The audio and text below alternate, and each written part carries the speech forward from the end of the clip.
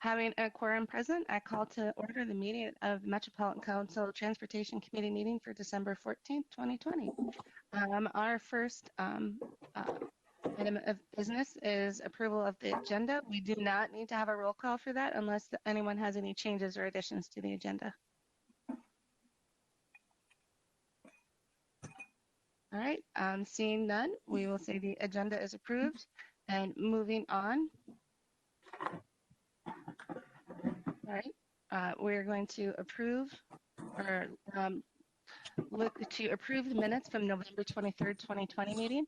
Did anyone have any changes or additions to the meeting minutes? All right, seeing none, I'd entertain a motion to approve the meeting minutes. So moved. Second. Okay, moved by Gonzalez, second by Fredson. Is there any other discussion?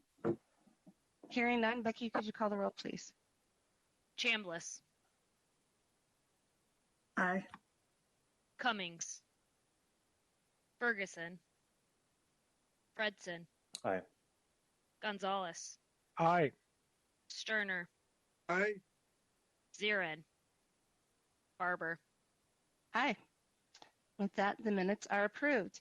Our next item on the agenda is the TAC report. There was not a TAC meeting, but I believe Mr. Finley was going to join us if anyone had any questions or comments for him. All right, seeing none, we'll move on to the other reports. The next is MTS Director Thompson. Thank you, Madam Chair and members. A couple updates. Last Monday, the Governor's Blue Ring Committee completed their work in their last committee meeting. They now transitioned it over to council staff to finish up the report and so they can send it off to the governor. We had hoped to have it sent out this week to all council members after it is transmitted to the governor, but they did look at all the items that I've been reporting on and have some recommendations. And rather than go through the recommendations tonight, I thought we'll just wait to send a report on to council members. It should be out shortly, though. It is basically completed. No TAB report on the agenda tonight, but this is a big week for TAB. On Wednesdays when they take their final action to make a recommendation for the slate of projects for the regional solicitation that gets transmitted to this committee for approval. This marks the end of the 2-year cycle of TAB, of the developing the regional solicitation process, scoring, and then making the final slate of recommendations. And so a big week for TAB. This is what they put a lot of effort into, and just want to acknowledge the effort. So you'll see those projects and recommendation in January. On December 5th, we transitioned the Metro Red Line from the MTS division over to Metro Transit operations with the December pick, and all things are going fairly smoothly with that. And then a brief COVID update. We have continued to have a little bit higher rate of positive tests among our contracted workforce for the second week in a row. Last week we had 8 positive tests come back of those that were tested. That brings us to 95 positive tests. Again, this is out of a workforce of over 1,500 across all the contracts. 22 of those 95 are still currently active cases. So, and a lot of those 22 were in the past 2 weeks. From a ridership standpoint, our ridership is fairly stable on Metro Mobility. Not seeing any rises with that, just fairly stable. However, our healthcare transit essential workers continues to even get stronger than ever. Last Wednesday, we set a new record high for 1,598 trips provided to healthcare workers on the Metro Mobility service. So this is that service we added with COVID, and it seems to be doing very well, and we'll continue this on as long as we can. But the demand is growing, not even leveling off. So I'm glad we can provide this service, and thought we'd keep you up to date on that. That, Madam Chair, concludes my remarks. Happy to take any questions. Thank you, Director Thompson. Are there any questions from council members? All right, seeing none, we'll move on to General Manager Koistra. Thank you, Madam Chair. We've now had 317 total cases, COVID cases, since the start of the pandemic. That's through yesterday. And since the last Transportation Committee, we've had 84 cases. Thankfully, we saw a drop in reported cases last week as compared to the week before. To put the trend in context, looking at the last couple of months, in October we had 56 cases for the entire month. In November we had 120 cases, so more than double October. And thus far in December we've had 38 cases. I saw a couple of charts today that showed statewide charts and Metro Transit charts in terms of trend since the beginning of the COVID. And the trend line for Metro Transit is almost identical to the trend line, the statewide trend line charts. So we continuously monitor and the number and distribution of cases across work sites. Today there are no current active hotspots or clusters. Light rail has been hit a little more active since the last transportation committee. In addition to monitoring case counts, we're continuously monitoring the potential for operational impacts due to employees having COVID or needing to quarantine because they have been exposed to COVID. At this time, we have no noteworthy operational impacts. We were carrying some operators. We have been carrying more operators than typically called for, given the level of service we're providing, and this has proven to be helpful with increases in COVID-related absences.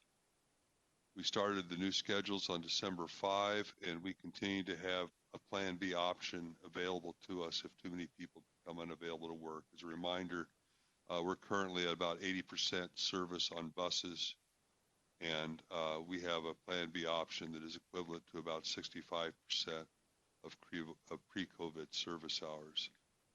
We do continue to conduct thorough contact tracing when an employee tests positive. This means we identify all close contacts, including co-worker contacts outside the workplace. This practice results in additional employees placed into quarantine and thus increases the number who cannot report to work, but it also reduces the chance of workplace transmission. From a ridership perspective, system-wide, we remain down between 60 and 65% compared to pre-pandemic levels. There's been no notable change in ridership trends over the past few weeks and even the past 2 or 3 months. I do want to mention that we're now providing voluntary on-site COVID testing for asymptomatic essential workers. This is a saliva testing method, and we started providing saliva tests on December 1. More than 200 tests have been issued. There's been 0 positives through this testing process through December 13th. We continue to offer COVID testing for asymptomatic employees at the Haywood Well at Work Clinic, and employees also can continue to have access to drive-up test sites as well. With respect to the masks are a must campaign, we continue to communicate to our customers that masks or other face coverings are required while on transit. Our marketing department reports that all marketing tactics we plan have now been implemented. That includes onboard vehicle and LRT and bus. On LRT and bus, audio message that masks are required. Onboard vehicle scrolling message. New fleet sticker on the windows with masks and social distance messaging. Added sticker to the fare box on buses. New rail station kiosks and bus shelter posters are up. Digital video screens at LRT stations and BRT stations, and I have a list of about 3 or 4 others that I won't read off. But at any rate, I wanted to give you the impression because it's true that we are doing a lot of work on promoting masks on our system. The Metro Transit Police Department continues to monitor compliance and hand out masks as needed. And currently, the police department is observing approximately 76% compliance rate on LRT. That's an improvement since we've started this. And I think I mentioned last time that we were in the neighborhood of 90% compliance rate on buses. Finally, I want to mention that we have had some light rail vehicle maintenance issues, that we are working with Siemens to inspect light rail vehicle capacitors and removing vehicles from service for repairs when the capacitor testing requires that. This is an issue that Siemens has been experiencing with other transit properties. I believe San Diego and another transfer property, perhaps Houston. But the result of this is that we're having to pull 22 cars out of the system to get capacitors replaced, and that means that we are going to be running mostly 2-car trains on Green Line and Blue Line instead of the usual 3-car trains for the next couple of weeks. We do recognize that running the 2-car trains instead of 3-car trains can make it more challenging for customers to socially distance. At this point, again, all light rail vehicles have been inspected. We don't have a firm date for when all repairs will be made, but we anticipate running cars, returning cars to service as they're repaired and try to get back to full capacity over the next couple of weeks. But you may hear questions about why we're running 2-car trains, and it has everything to do with replacing the capacitors that need to be replaced on our cars. So with that, I'm available for questions as well. Any questions for Councilmember Gonzalez? Thank you, Madam Chair. I just have a question about whether we are considering once the vaccines for COVID become more widely available, are we going to ask or require employees to be vaccinated, a mandatory policy? Madam Chair and Councilmember Gonzalez, I understand there's been the approach that's going to be made as dictated by the state will be that it will be voluntary, but strongly encouraged and strongly promoted. I think there's a lot of issues you get into when you require vaccinations, issues of religious belief, issues of health issues that might prevent that. And I think the approach, at least initially, will be to encourage and promote, strongly encourage and promote, but not to require. I'm a little bit over my skis on this, I'll say, because I don't think the conversations have been completed, but that's the best I can give you at this point. That's what I anticipate. Thank you. And I have a quick question follow-up. This is on a completely different matter. I'm just wondering about the updates to the seats on our buses, because I remember we had a conversation that those were being replaced. I don't know what stage are we in the replacement process. Madam Chair and Councilmember Gonzalez, let me get back to you on that. That's a really good question. I actually came across my mind a couple of days ago, and I forgot to follow up with it. So this is a good reminder for me to find out where we're at with the installation. I know the contract was let out. I also know that I believe Vince Pellegrin is online. So maybe if you have an update, Vince, maybe we won't have to wait. Yeah, Wes, can you hear me okay? Yes, I can. Yeah, we've begun to install some of the new seats. I think you're talking about the light rail vehicles, not the buses. These are in the light rail vehicles. So we've begun installation. I don't have delivery of materials, but installation has begun with the new hard seats. I think we had as much as, last time I talked with LRV maintenance, we had 16 trains worth in stock. So that process has begun. All right, thank you. All right, thank you. I think Councilmember Chambliss. Thank you. Yes, good to hear about the seats. And you had mentioned that we wanted to promote the vaccines when they do become available, but not be required. Do you know where we are in the priority list for those vaccines? Madam Chair and Councilmember Chambliss, that's really a good question and one that I've been asking as well.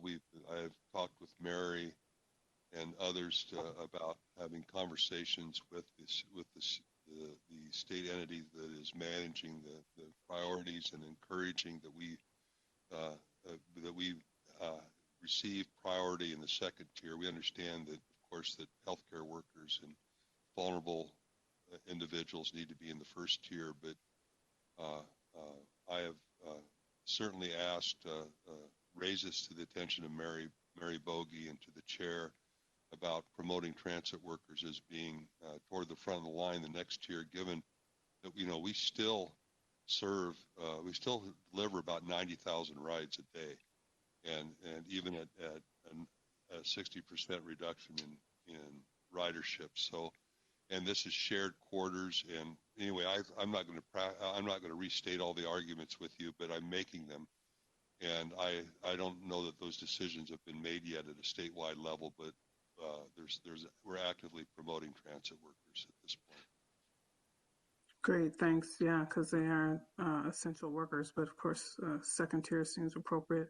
My other question, if I could, Deb, Of course. thanks, is related to the Homeless Action Team hat. I know we secured some additional funding.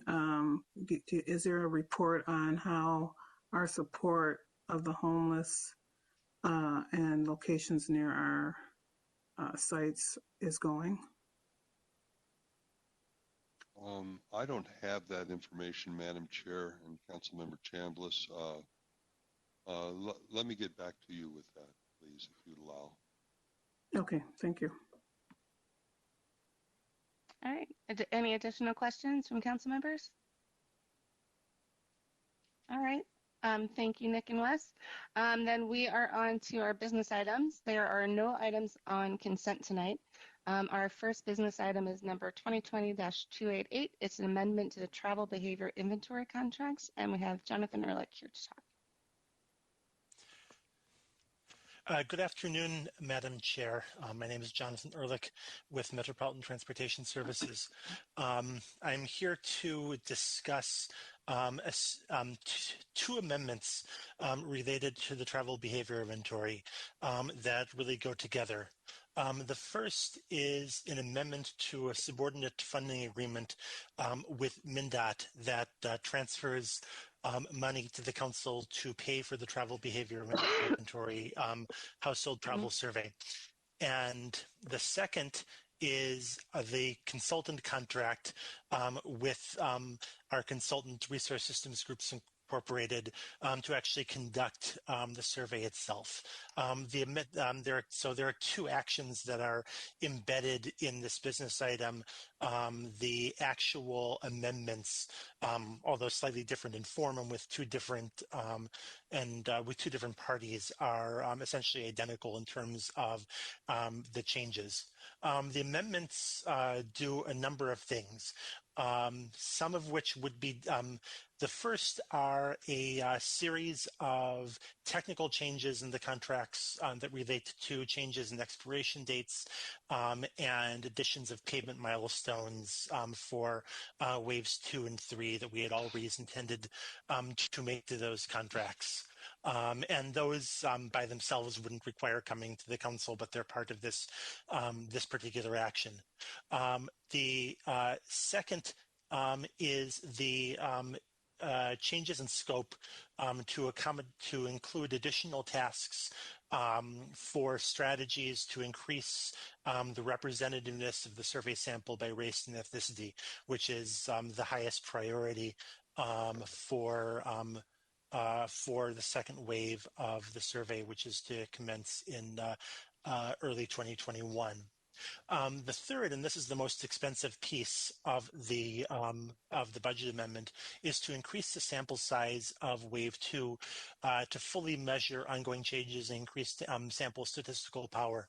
We're doing this for two reasons. One of them is to, as we're making adjustments to our survey process, we expect to do a better job of capturing and increasing participation of historically underrepresented populations to be able to best evaluate how we're doing. And to increase the sample size from that respect. The second is we really do expect 2021 to continue to be an unusual year. And it's one that we think is very important to track and very important to have data about how travel behavior continues to change in the second year of the pandemic. But we expect that it will be dissimilar enough, both from 2019 and 2023, that we won't be combining it with data for data from those years in order to increase the statistical power of it using combinations with multiple survey years. So we wanted it to have enough sample size and a large enough sample to be able to meaningfully stand on its own and give us information about how travel behavior changes over the course of 2021, and of course provide it to you. And then the last change is incorporating into the scope additional budget to incorporate and additional specific tasks to account for the additional risk of both unexpected occurrences, some of which may result from COVID-19, and others that may result from things that we simply don't know about that could happen in 2021, and the need to be able to be more nimble than we expected to be in the survey with respect to external factors that are difficult to measure or predict. Some of those, again, may be related to the pandemic. Some may be related to other external factors. We expect that this amendment will increase the budget of the TBI from to $4.723 million. Over half of that has already been spent and as part of wave one of the travel behavior inventory. The entire contract, both with MnDOT and with RSG, covers waves 1 in 2019, wave 2 in 2021, and wave 3 of the survey in 2023. And the numbers are different because the amendment with the consultant is for the total amount, and the contract with MnDOT is for the federal share, which represents only 80% of that amount. These scope changes will enable a better survey in 2021. There are things that we know that we need to change about the travel behavior inventory as we move into its next wave and next phase in 2021. And this amendment is the formal mechanism that will allow our contracts to be amended. Part of the changes that we are anticipating making that will be paid for as part of this amendment will be some focus groups and other focused research into additional methods to increase representativeness of the sample. And we're going to be in the first couple of months of wave 2 experimenting with additional methods to increase the representativeness of the second wave. And I can assure you that we will be back here to discuss the specific changes that we're making in response to those focus groups early in the period of wave 2, and we will continue to bring back both methods and results of this very large survey to you as it continues. With that, I'm happy to stand for questions, either to get into more specifics or questions about the material and the amendment itself. And thank you, Jonathan. Any questions from council members? All right, seeing none, I entertain a motion to approve. Oh, sorry, I didn't see you. Sorry. Go ahead. I was late raising my hand. I was kind of thinking. Thanks for this update on the survey. I know in the past when we talked about this survey, it's intensive in terms of being a traditional method, but with our goals to do a better job with representativeness in the survey, I support increasing the expenditures to do that, since that's an important goal.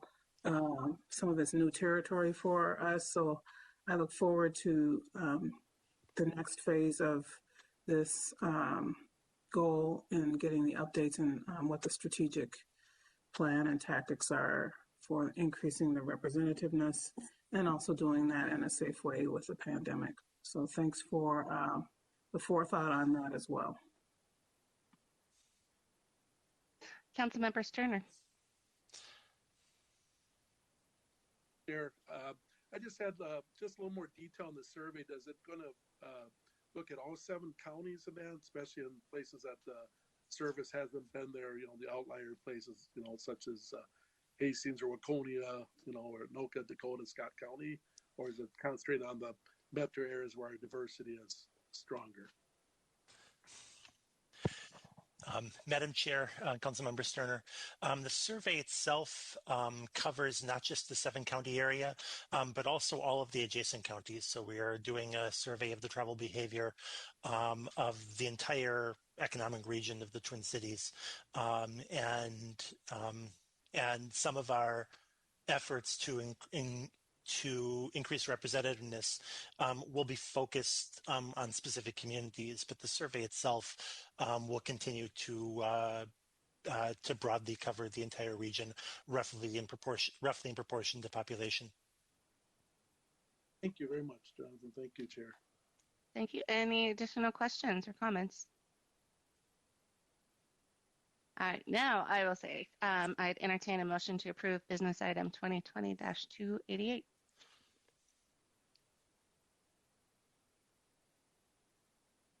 This is Fredson. I'll move approval. Moved by Fredson. Is there a second? Second by Gonzalez. Seconded by Gonzalez. Is there any other discussion? Hearing none. Becky, could you call the roll, please? Chambliss, Aye. Cummings, Ferguson, Aye. Fredson, Aye. Gonzalez, Aye. Sterner, Aye. Zirin, Barber. Aye. And with that, the motion carries. Thank you, Jonathan. Next, you. we're on to business item 2020-342, which is Metro Mobility Gasoline Fuel Supply Contract. And we have, I believe, Greg Shuck here to talk. Or maybe Madam Chris. Chair, Oh. member of council members.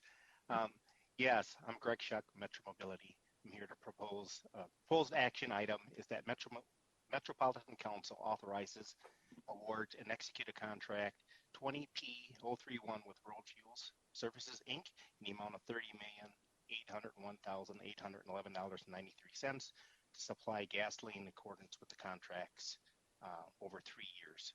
A little bit of background: we have Metro Mobility has over 600 vehicles, gasoline-powered vehicles to provide the service for Metro Mobility. The fuel is purchased by the council and delivered to the providers for their own fueling stations. This way we can keep our cost to the minimum. And let's see, we had put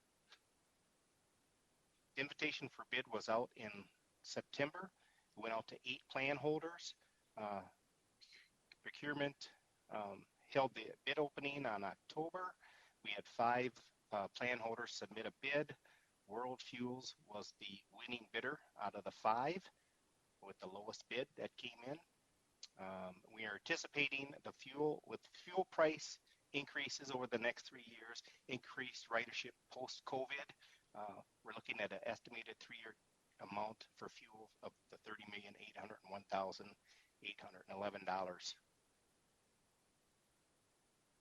I am recommending that we go ahead and approve that contract.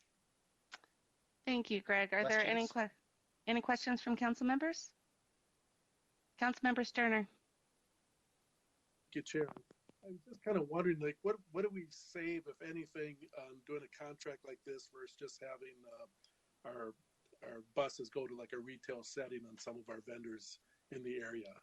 Is it a marked savings or not? Like if our drivers would just have a card to go in, or we have certain vendors. I just kind of wonder if that's ever been done before. Thank you, Madam Chair. Councilmember Sterner.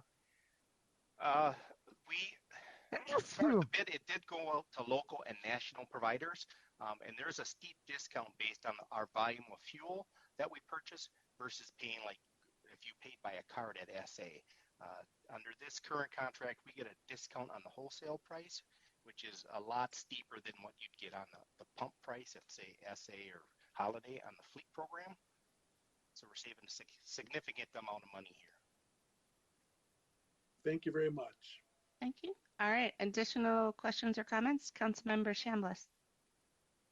Yes, Chair. I was just wondering, is that, or did all of the bidders, were they providing the same type of wholesale option? I'm wondering what the advantage was in providing the lowest bid for the winning contractor. Thank you, Madam Chair, Councilmember Chambliss. I'm not sure I understand your question there. We put out a bid for X amount of gallons for a price. All the vendors came back and said, I will give you this price for that, say, 10 million gallons. Okay, so all of those proposals were for wholesale priced gas. Correct. Okay. Okay. Councilmember Fredson. Thank you, Chair. And just so I understand this right, so this would be limited to MTS and Metro Mobility. I'm wondering if we, with this process, have in the past, like, negotiated for sales across divisions. And I guess what comes to mind, right, is like Metro Transit police vehicles in addition to Metro Mobility vehicles. And just wondered if staff could speak to that. Madam Chair, Councilmember Fredson, sorry about that. That I'm unaware. I typically don't have those kinds of dealings. And I don't know, I guess the biggest challenges is we go through a huge amount of fuel, so it's a discount. I don't know what type of fuel usage the police have. That would be something different. All of our providers also take a tanker at a time, so it's a minimum 7,500 gallons at a drop, and that's really where our discount comes from. And I do not realize, I don't know where the police are as far as their usage on that, but that's certainly something we could look for in the future, someone in procurement. All right. That's a good question. We can definitely, I think it's worth, asking about, what we're doing across the division. So we'll just sort of, we'll make sure I follow up with Wes to see, get some more information too. All right, any additional questions or comments from council members? All right, seeing none, I'd entertain a motion to approve business item 2020-342.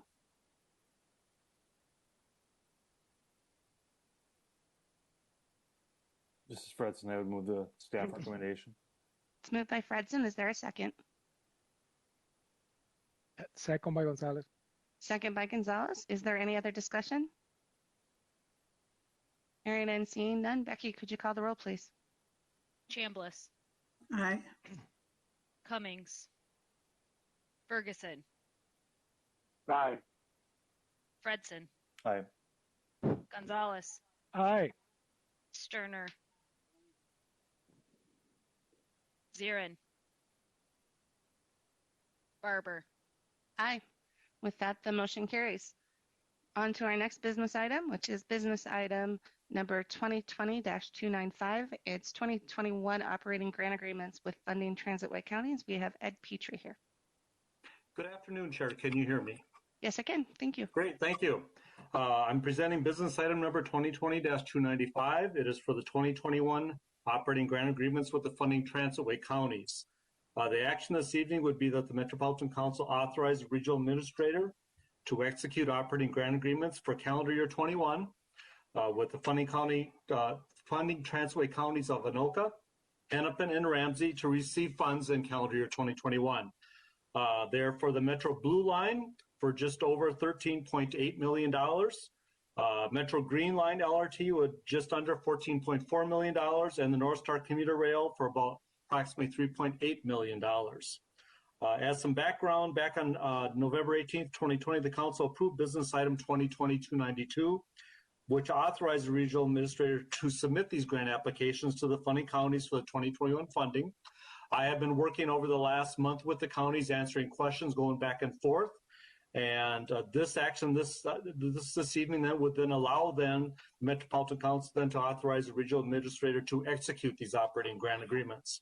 Also, the funding for these county agreements was included as part of the 2021 operating budgets that were adopted by the council last Wednesday on December 9th. And with that, Chair, committee members, I would stand for any questions. Thank you, Ed. Are there any questions from council members?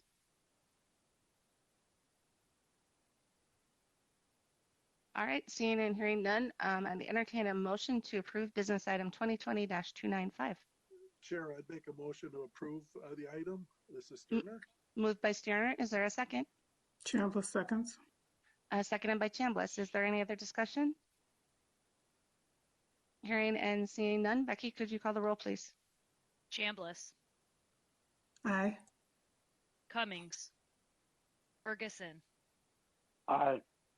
Fredson, Aye. Gonzalez, Aye. Sterner, Aye. Zirin, Barber. Aye. With that, the motion carries. Thank you, Ed. Thank you. Thanks. We're on to business item 2020-325. It's diesel exhaust fluid procurement contract. And we have Abel Mumbai here.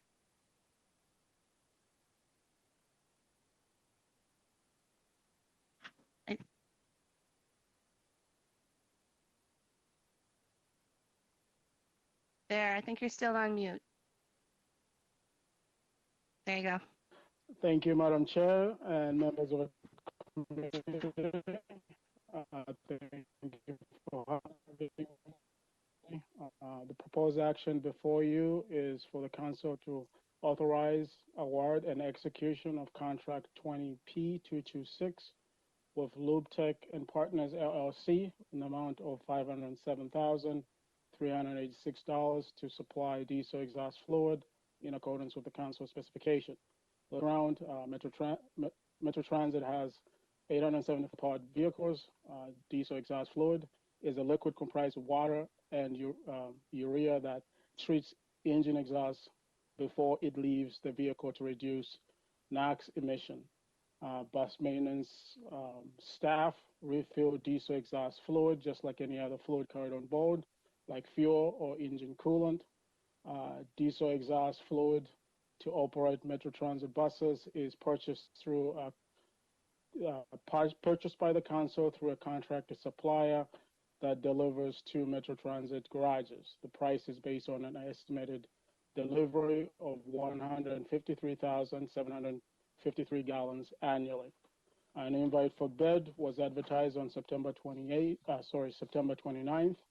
There were 5 suppliers that registered as placeholders for the project. Procurement facilitated a public bid opening on the 28th. When 4 bids were received, the Office of Equal Opportunity did not set a DBE or MCOB goal for this project, as it is for diesel exhaust fluid only. It is not federally funded, therefore DBE program is not applicable. It is a locally funded contract, therefore MCOB program applies, and it is guided by statutory authority. This is a procurement of a good. Statutory allows for setting goals on a contract for construction, consultant, professional, or technical services. It does not apply to goods. In situation where no goal is set, the Office of Equal Opportunity searches the MCOB directory for providers that could provide for such a product. The search did not produce any MCOB form that would produce diesel exhaust fluid. LubeTech and Partners LLC was the lowest responsible and responsive bidder. The rationale is 4 bids were received. LubeTech and Partners LLC submitted the low bid of an estimated 3-year term of $507,386. The remaining 3 bids were competitive, ranging from $530,449 to 601,483. The award and execution of this contract for goods and delivery services in excess of 500,000 requires the council's approval. A DF contract advances Thrive through the lens of promoting regional livability, sustainability, prosperity for everyone by continuing to serve residents who depend on transit as well as residents of the region in an environmentally friendly manner. The cost for this was budgeted in the was included in a Metro Transit budget, and at this point there is no known opposition to this proposal. Madam Chair and members of the committee, I'll take any question that you may have. Thank you very much. Any questions from council members? Councilmember Chambliss. Thanks for the presentation, Abel. I've got a couple questions. One is regarding the exhaust fluid, and the other one is regarding underutilized businesses. Sure. For the diesel exhaust fluid, how much of an effect does this fluid have in reducing emissions? So what diesel exhaust fluid does is, as the engine runs, it basically burns the exhaust after it runs. So in effect, it reduces. I don't have the exact amount of how much it reduces, but basically burns the exhaust so that it controls pollution. Okay, so obviously, whoever monitors the emissions has said that this type of fluid was effective. I was just kind of curious about how effective it was. Secondly, I recently looked at the underutilized business list and was wondering how many of these businesses are still intact after the pandemic, and also how often we update that list. Since this kind of this just came up by me now, if it's possible for our EEO department to come back and, or maybe I'll ask them separately if they can come back and tell me about that list, because I'm curious. I know it's not under transportation, really, it's really at a higher level. My question is. I see Councilmember Ferguson is with us as Chair's Management Committee. That's probably where that would kind of land. So Chris, do you want to comment? Sure. So all of the lists are in essence self-reporting. So if there's a business that has gone out of business, there's not really a great process for whether it's our list or the CERT list or the state list or the federal list for those to get removed, other than on an annual basis.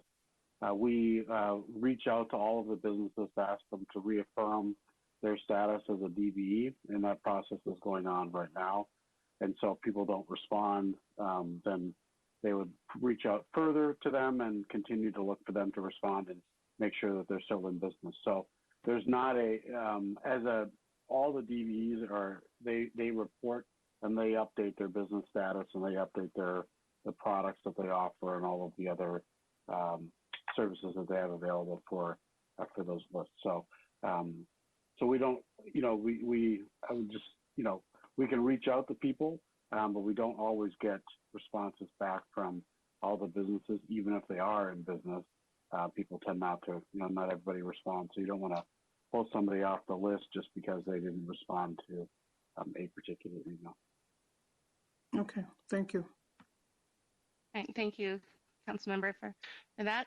Any other questions from committee members?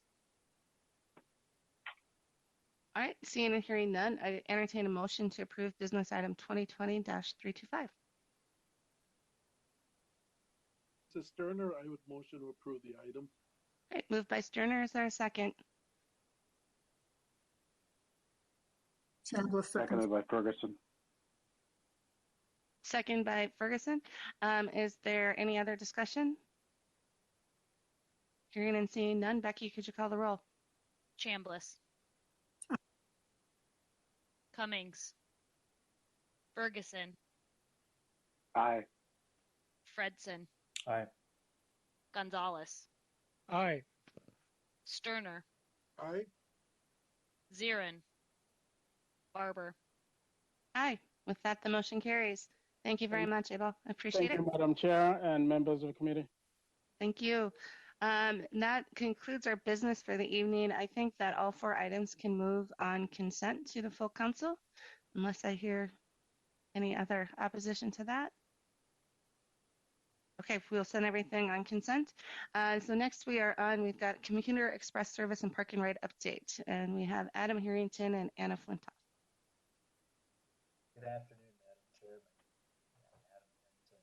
I'm the Director of Service Development. You're a little tough to hear, Adam. Well, I am going to be short. I'm going to turn this over to Anna. We're here to give information about the Express Network and changes in how we're managing our network today and how we're managing our facilities this winter. So I'll turn it over to facilities planning. Good afternoon, Madam Chair and council members. My name is Anna Flintoff, and I'm the Manager of Planning and Urban Design in Metro Transit's Engineering and Facilities Division. And if I could have the next slide, please.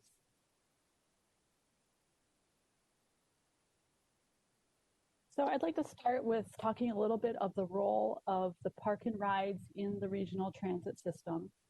Park and rides are transit stops that have parking available for transit riders and carpoolers.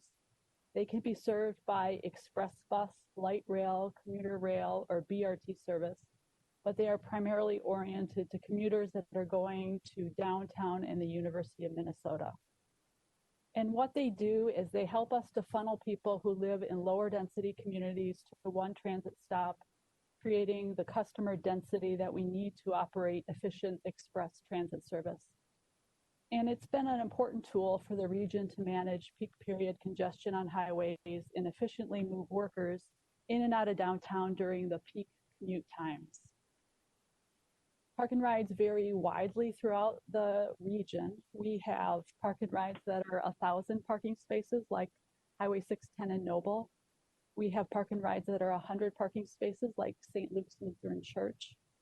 We have park and rides that are structured parking ramps, and we have surface parking lots. We have facilities that are transit only use, and then we have facilities that are shared use like at churches. Some facilities are owned and operated by transit providers, and others are owned and operated by private entities like churches or cities or counties. And some park and rides are also co-located with transit centers where transfers with suburban local routes can also occur. Next slide, please. The most successful park and rides have a combination of frequent transit service, fast travel times to downtown relative to driving, and ample parking capacity. Location is also important. The best geographic location for a park and ride is one that is downstream of a residential population of users and upstream from natural barriers or points of major congestion on a roadway. Successful facilities are located with proximity and access to regional highways for both transit vehicles and park and ride customers. So a good example of this is the Foley Boulevard Park and Ride in Coon Rapids, which has really good access for both commuters that are coming in cars as well as buses with an exclusive ramp onto the freeway. Next slide, please. So a few facts to help understand the regional park and ride system. There are over 33,000 parking spaces in about 100 facilities. Metro Transit operates out of about 70 facilities and the suburban transit providers at about 30 facilities. And we do an annual park and ride survey each year, and we find that about 55 to 60% of the region's park and ride capacity is typically utilized. And parking capacity has been very stable over the past decade, growing 4% from 2008 to 2019.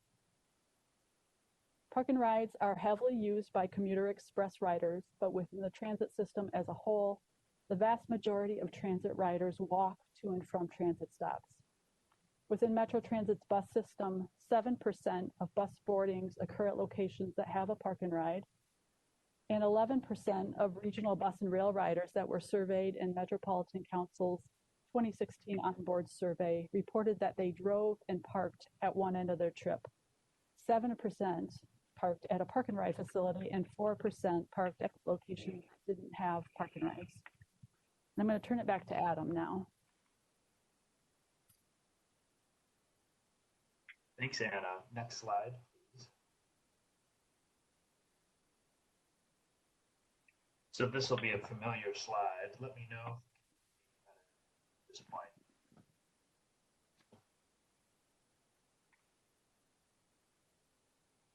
Can you hear me okay? Yeah, we can. Okay. So here's a little bit of a recap on where we've been with 2020 and Metro Transit response to COVID-19.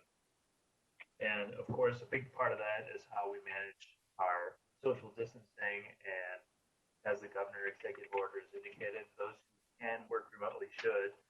And so most of those commuters who are using our park and ride service are in an office environment in the downtown or at the University of Minnesota. And so that's had a big impact on how we plan our service, because this committee has heard before, we've focused our remaining service on the highest ridership routes in those communities most reliant on transit in the balance of how we've delivered our service. And the next couple slides will give a little bit better picture of what that looks like in reality. So next slide, please. This picture is, again, one that we've seen before, but today what I will focus on is the bottom red line, which is the Commuter Express bus ridership. And you can see that for the past 9 months, we've been carrying about 5% of the pre-pandemic ridership loads into the downtowns. And at the same time, we've been carrying about 25 to 30% of bus and rail ridership. So next slide, please.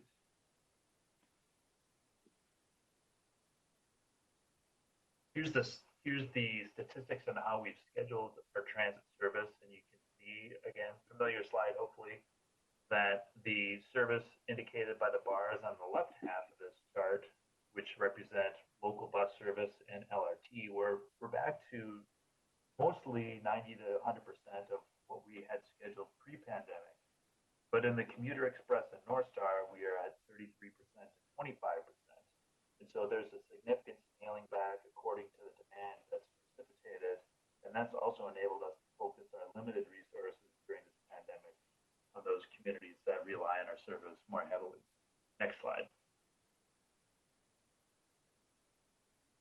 What that looks like today, this is a map that shows level of bus service by bus stop for any given route that we operate in blue. And the larger the dot, the more weekday bus trips, rail trips that we operate. You can see that the largest volume of service that we provide is in the core cities on those core routes, and that it thins out significantly once you get further away from those core cities. Also on this map are the suspended routes. They're the tan colored line, and those are largely express routes. There are about 55 routes that are currently suspended during this new situation. The next slide shows the inverse of that map and shows the Commuter Express bus routes that we are operating and where they go. And the pink lines show the routes that are suspended. So you can see from this map that there's a lot of service focused into the core cities, but it's really focused on the freeways. So that means there are a number of park and rides that are not being served, and a lot of capacity that will be focusing back on those Commuter Express freeways. So with that, next slide. And back to Anna. So every fall, we coordinate an annual park and ride usage survey, and this is a regional partnership among the regional transit providers, Anoka County, and the Minnesota Department of Transportation. And I want to thank all of our partners for helping with this survey again this year. The survey includes both park and rides and park and pools. Park and rides are facilities that have transit service, and park and pools are facilities that are operated by MnDOT that are just for carpooling. We conduct this count on the last week of September or the first week of October. We count one day at each facility on either a Tuesday, Wednesday, or a Thursday. And this year we had to make some modifications to the survey due to the pandemic's impact on service as well as staffing availability. Normally we count both parked cars and parked bicycles. This year we did not collect bicycle usage. Normally we collect license plate information in even years, and we did not collect license plate information this year. We also reduced the number of facilities that were surveyed because of service changes. We only counted facilities where commuter express service had not been suspended at the time of the survey. Next slide, please. So this map illustrates the locations of park and rides throughout the region. The gray colored park and rides are the locations across all transit providers that were not included in this year's survey. And then you can see Metro Transit bus facilities in the royal blue color. Light blue is Metro Transit rail facilities, MBTA in orange, Southwest Transit in green, Maple Grove is a teal color, Plymouth is a dark blue color, and North Star Link in yellow is actually off the map. So in total, we counted 66 facilities with over 25,000 parking spaces. Next slide, please. So what we found in this year's survey is that there were a total of 800 parked cars at these park and rides. This is a 96% decline over last year's count of 18,653 cars. So this high level of decline is very similar to the trend that Adam showed previously with express bus ridership during the pandemic. You'll also notice that the change is pretty consistent across all transit providers and across both bus and rail. Next slide, please. We've been tracking regional park and ride capacity and utilization through this annual survey since 2004. So looking at the colored bars on this chart, you'll see that the blue bar represents the number of parked cars that were observed in each survey year. The yellow represents the empty parking spaces. And for 2020, the gray represents the parking capacity of facilities that weren't surveyed this year. So there's a couple of important trends to note on this chart. First, the parking capacity in yellow was expanded steadily through about 2015. Parking utilization in blue grew from 2004 through 2008 by about 6,000 park and ride users, or a growth of 49%. But from 2008 through 2019, park and ride usage grew only 4%. And then, of course, you'll see the over 90% decline between 2019 and 2020. So we have largely built the capacity that was forecast to be needed through 2030. And park and ride use before the pandemic was growing pretty slowly.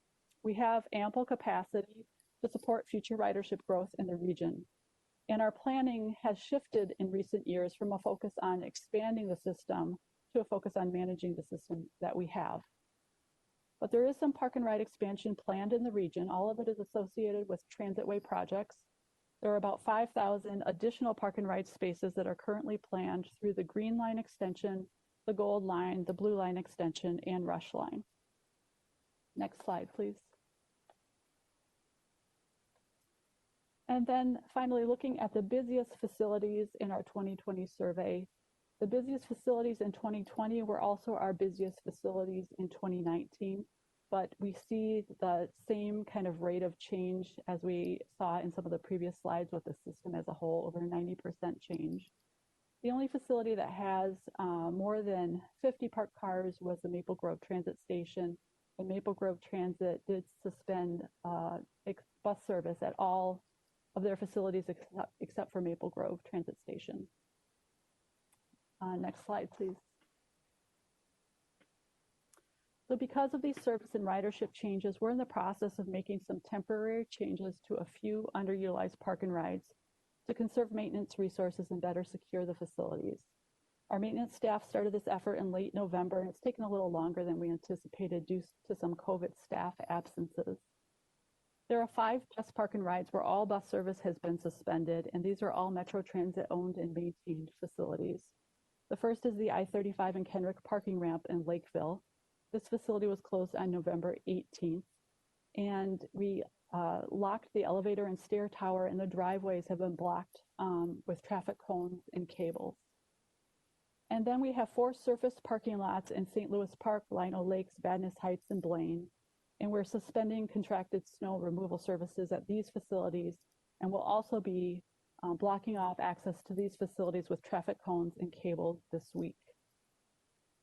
And then there are 2 light rail park and rides with excess parking capacity. The first is Fort Snelling Station. It has 2 parking lots with about 1,000 parking spaces total, and we have less than 100 users there right now. So we have plenty of capacity in one of the lots to accommodate the demand. So we have been planning to consolidate parking over the winter at the north parking lot to reduce our contracted snow removal services. We are having some ongoing conversations about this facility, though, because we have received some feedback from both customers and staff that this may be confusing for customers, and it is our most heavily used facility in the Metro Transit system. So we will be continuing those conversations this week and communicating with customers what we decide. And then finally, the 28th Avenue Station Park and Ride is the largest park and ride in the regional system with 1,600 parking spaces. And we're seeing less than 50 parked cars right now. The stairwell and the elevator tower of the parking ramp are getting a lot of wear and tear from people congregating and sleeping in the stairwells. And it's been a challenge to keep the facility clean and safe and a healthy environment for everyone that uses it. We don't need transit customers to use the stairwell and the elevator tower to access the upper decks of the parking ramp because there's plenty of parking capacity on surface lots and on the ground level of the parking ramp. So we will be closing the upper levels of the ramp and locking the elevator and stair tower. We're working with a vendor to help implement these changes, and that's going to take about a couple more weeks for us to finish. Also note that all of these closures are temporary and they can be reversed as ridership and service grows. Next slide. And then while we did not conduct a license plate survey this year, we do this typically every 2 years on even numbered years. And we do this so that we can map the license plates, associated addresses, and better understand the market areas for our park and rides. This data is from 2018. Each point represents a park and ride user with a Minnesota license plate. Wisconsin license plates are not shown on the map. The blue line outlines the Transit Capital Levy community's boundary, and the areas symbolized in the darker gray are the 7-county metro area. As you can see, park and ride users come from a wide geographic area. 89% of users in 2018 resided within the boundaries of the 7-county area, and 79% were users that reside within any of the Transit Capital Levy communities. This information is really useful in understanding the market areas for each park and ride, and we plan to conduct another license plate survey post-pandemic when we have more park and ride users, hopefully in the fall of 2021. Next slide. This concludes our presentation. We do prepare annual park and ride survey report every year. It hasn't been finished yet, but it will be posted on Metropolitan Council's website in the coming weeks. And we'd be happy to answer any questions you may have.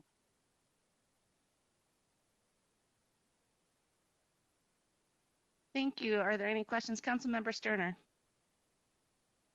Thank you, Chair. And I was kind of wondering on is the HAT team going to be coordinating with the 28th Avenue with the vendor when you close that down of trying to find our citizens some housing issues?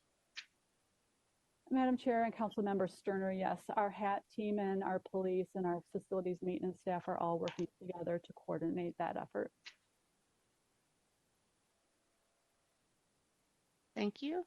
Additional questions or comments? Councilmember Chambliss. Yeah, just comments. This survey really means a lot with all of the changes in ridership.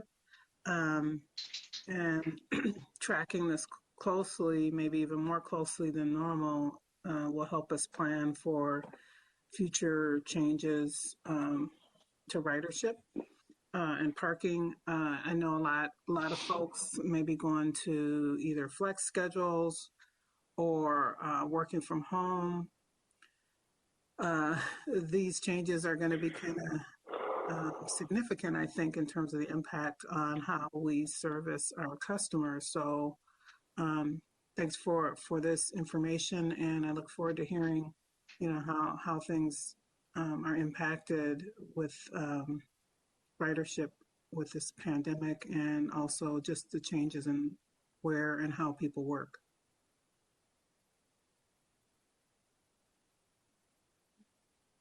Thank you, Council Member. Are there any additional questions or comments? Madam Chair, this is Adam Harrington.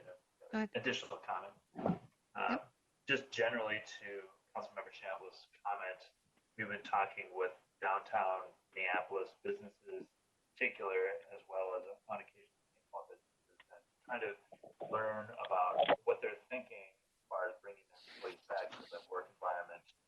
And they have all said that they're planning on not bringing anyone back before May, usually in the June timeframe, and then that flex schedules would probably be part of that. One comment that really stuck with me is that people felt they wanted to have a little bit more control of their environment before they start coming back into the office. So that's part of what's driving what we're seeing today, and puts us on a little bit of a holding pattern for a couple months. Yeah, when you say, if I may respond, Chair, when you say control of their environment, are you talking about when they come into work control, or on the as they travel to work? Madam Chair, Council Member, it's a little bit of both. It's a little bit of I can control my car and who's in it and when I'm going and when I'm coming and how I get there. And I think what some people are seeing is in a year where they've lost some of that in some areas of their life, that this is one area that they may want to be exercising it. So as we begin to come back in 2021, we'll be careful to really roll out the red carpet for people, not just on Commuter Express, but on our system at large. Yeah, that makes a lot of sense, to maintain the ridership and make sure that everybody's comfortable when they are riding. Has there been some thought about suggesting spacing on the bus, like through labeling or something like that, like they do in other places, to kind of space people out?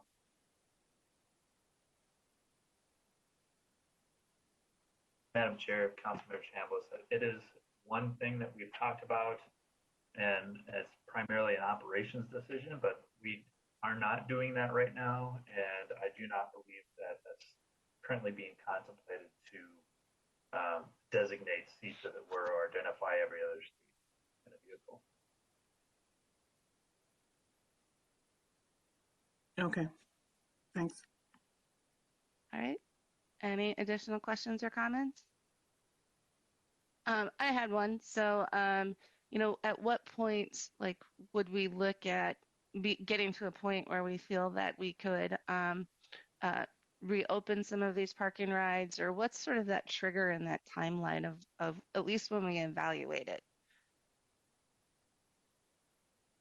Madam Chair, it really depends on the service, and really around that question that we're talking about with downtown employers and when they start to bring people back. And so when I'm thinking about this, I'm looking at the June timeframe, and that's really along with one of our quarterly picks. So there may be an opportunity there, depending on the state of the pandemic at that point, for us to really start trying to get that message out to our commuters and our everyday customers.